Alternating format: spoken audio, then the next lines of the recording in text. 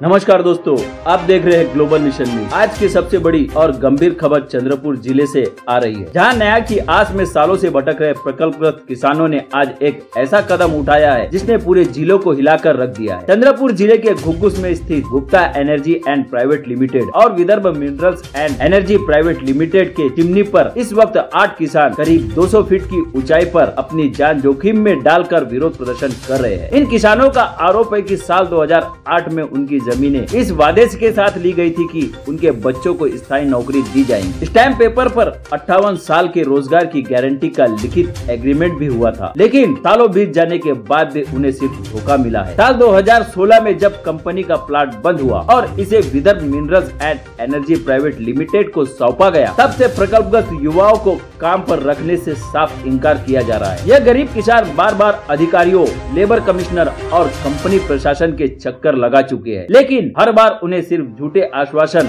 और धमकियां मिली है। कंपनी ने उन्हें कोर्ट में घसीटने तक की धमकी दी, जबकि उनके पास ना जमीन बची है और ना नौकरी। यही वजह है कि आज ये 8 युवा मौत और जिंदगी के बीच अपनी लड़ाई लड़ रहे हैं। उनकी 2 बड़ी मांगे हैं। प्रकल्पग्रस्त किसानों के बच्चों को तुरंत नौकरी दी जाए और आसपास के गाँव के बेरोजगार युवाओं को भी रोजगार मिले। इन किसानों ने प्रशासन और स्थानीय नेताओं पर भी गंभीर सवाल खड़े किए हैं। उन्होंने साफ चेतावनी दी है कि अगर आज इस लड़ाई में कोई भी नेता, चाहे वो जिला परिषद सदस्य हो, सरपंच हो या किसी और दल का पदाधिकारी हो, उनका साथ नहीं देता है तो आने वाले चुनाव में वे किसी भी राजनीतिक पार्टी का समर्थन नहीं करेंगे और उनका बहिष्कार करेंगे। उन्होंने पूरे इलाके में बेरोजगार युवाओं से अपील की है कि यह लड़ाई सिर्फ 103 युवाओं की नहीं है, बल्कि हर उस व्यक्ति की है जिसका हक मारा गया है। फिलहाल चिमनी पर बैठे इन किसानों का कहना है कि जब तक उनकी मांगे नहीं मानी जाती और उन्हें नौकरी नहीं दी जाती, वे नीचे नहीं उतरेंगे। पूरा जिला इस वक्त इस आंदोलन को देख रहा है। देखना यह होगा कि क्या प्रशासन और कंपनी प्रबंधन मौत के मुहाने पर खड़े इन किसानों के इस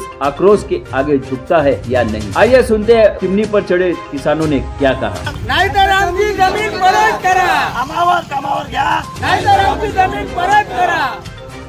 जय भवानी, जय शिवाजी। आमच्या न्याय हक्कासाठी आम्ही छत्रपती शिवाजी महाराजांचे मराठे विजय क्रांती कामगार संघटनेचे कामगार आपल्या न्याय हक्कासाठी या प्लांटच्या चिमणीवर चढून आंदोलन करत आहोत। आज जर आम्हाला न्याय नाही मिळाला तर या चिमणीवरून उडी मारून सामूहिक आत्महत्या करेल। हे प्रशासनाने याची दखल घ्यावी आणि आम्हाला त्वरित न्याय द्यावा, यासाठी आम्ही इथे आलो आहे। आणि कुणीही आमचं आंदोलन स्थगित करण्याचा प्रयत्न करेल किंवा आम्हाला अडचणीत आणण्याचा प्रयत्न करेल तर आम्ही इथून सर्व सामूहिक आत्महत्या करेल। त्यामुळे कुणीही आम्हाला त्रास देऊ नये, आम्हाला न्याय द्यावा, हीच आमची मागणी आहे। छत्रपती शिवाजी महाराज की जय।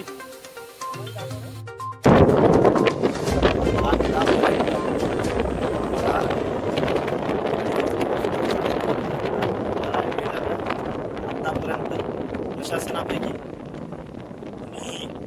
आम्हाला विचारपूस केलेली नाहीये। एवढी मजुरी आजपर्यंत मी कुठल्याही कंपनीमध्ये पाहिलेली नाही। एवढा मजूर माणूस आपल्याला या कंपनीला भेटला, एक कोणतं तरी पाहू आपण। असो, गमतीचा भाग वेगळा, पण एवढं जनआंदोलन होत आहे।